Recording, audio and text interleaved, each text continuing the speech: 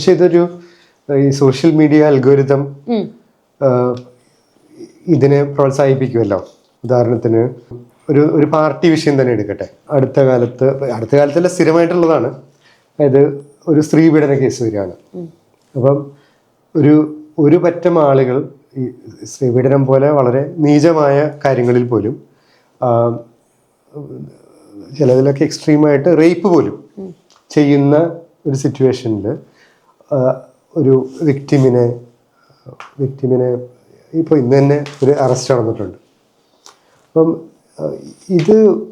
ഇങ്ങനത്തെ ഒരു സിറ്റുവേഷൻ സമൂഹത്തിനെ നശിപ്പിക്കുകയല്ലേ ഉള്ളൂ.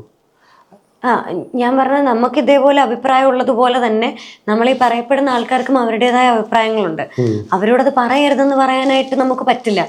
അവരുടെ റൈറ്റ്സ് ആണ് പറയുന്നത്. അവർക്ക് ശരിയെന്ന് തോന്നുന്ന കാര്യങ്ങളായിരിക്കാം അവർ സംസാരിക്കുന്നത്. നമുക്കിവിടെ ഇരുന്ന് അവരോട് ഇഷ്ടക്കൂടുതലുള്ളത് കൊണ്ടാണ് പലപ്പോഴും പല ആൾക്കാരും അങ്ങനെ പറയുന്നത്. അങ്ങനെ പറയുന്നതിന് എനിക്ക് അവരുടെ ന്യായങ്ങളാണ് സംസാരിക്കുന്നത്. അവരുടെ ശരിയാണ് സംസാരിക്കുന്നത്. നമുക്കെപ്പോഴും നമ്മുടെ ശരികൾക്ക് വില കൊടുക്കുന്ന ആൾക്കാരാണ് ഓരോ ആൾക്കാരും. എൻ്റെ ശരി ഇതാണ്, അതുകൊണ്ട് ഇതാണ് ശരി.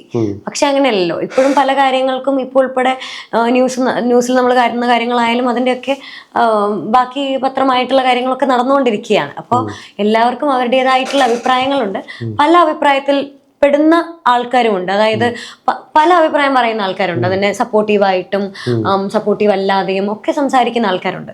അപ്പൊ അതൊക്കെ ഓരോരുത്തരുടെ അഭിപ്രായങ്ങളാണ്. അതുകൊണ്ട് സമൂഹത്തിന് പ്രത്യേകിച്ചൊന്നും സംഭവിക്കാൻ പോകുന്നില്ല.